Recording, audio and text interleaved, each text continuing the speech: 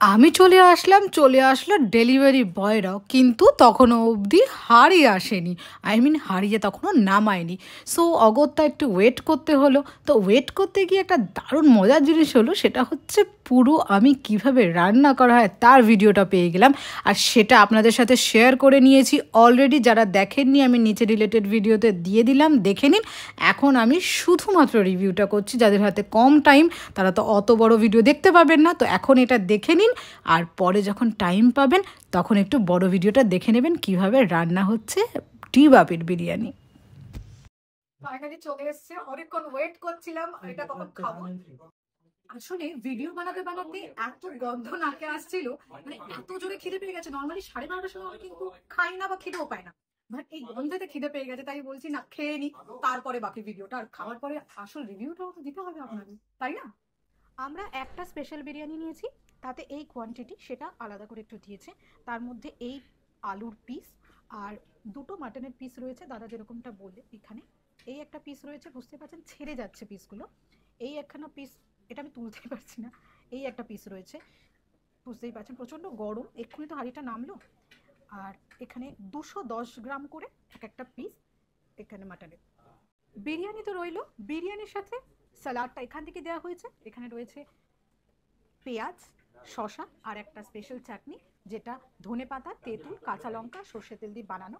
আমরা সাথে নিয়েছি একটা থামস আপ আর একটা ফিন। এটা ছাড়া বোধহয় বিরিয়ানি ইনকমপ্লিট, তাই নয় কি? মাই গুডনেস, চাপের সাইজটা কি!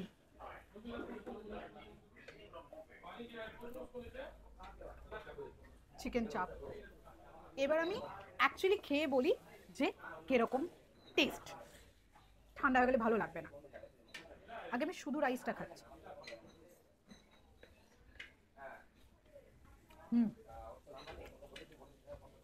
রাইসটা পুরো ঝরঝরে, মশলাটা কোনো চরম যে একটা মশলার ঝাল বা ঝাঁঝ কিচ্ছু নেই। অনেক সময় নতুন হাঁড়ি কাটলে যেটা হয়, একটা তিখা মশলার একটা স্বাদ লাগে, সেটা নেই, খুব মিনিমাম স্বাদ। এবার একটু আমি মাটনটা বলি। মাটনটা ওয়েল কুকড, নরম, এরকম একটা পিস, এত বড় একটা পিস, যথেষ্ট সফট। ঘিয়ের একটা, আমি যখন ভাতটা সরাচ্ছি একটা ঘিয়ের স্মেল আসছে। আচ্ছা আলুটা খেয়ে বলি একটু। চরম লাগছে আলুটা। আলু এমনি এত ভালো লাগে বিরিয়ানি চাই, কারণ মানে পুরো মশলাগুলো আলুর মধ্যে ঢুকেছে, মানে দমে এত সুন্দর ছিল। পুরো যে অ্যারোমাটা, আলুটা খেলে পুরো বিরিয়ানির অ্যারোমাটা রয়েছে। অনেক সময় বিরিয়ানির আলু আলাদা করে দিলে বোঝা যায় না, ভেতরে অ্যারোমা থাকে না। এটা দারুণ অ্যারোমা রয়েছে, দারুণ লাগছে, ফাটিয়ে লাগছে। আমি আর পারছি না, এবার খাচ্ছি। এবার আমি চাপটাকে একটু জানাই কেমন লাগছে। চাপটাও গরম, আমরা এক্ষুনি এসছি তো, সবটাই পুরো গরম গরম একদম।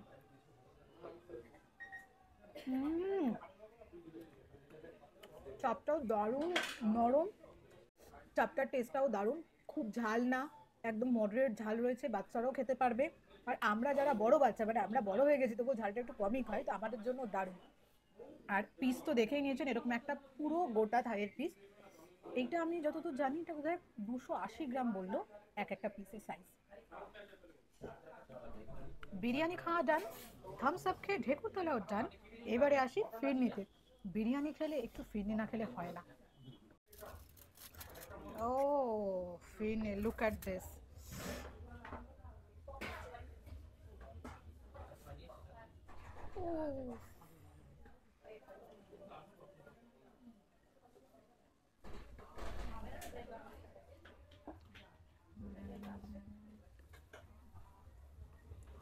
Two good.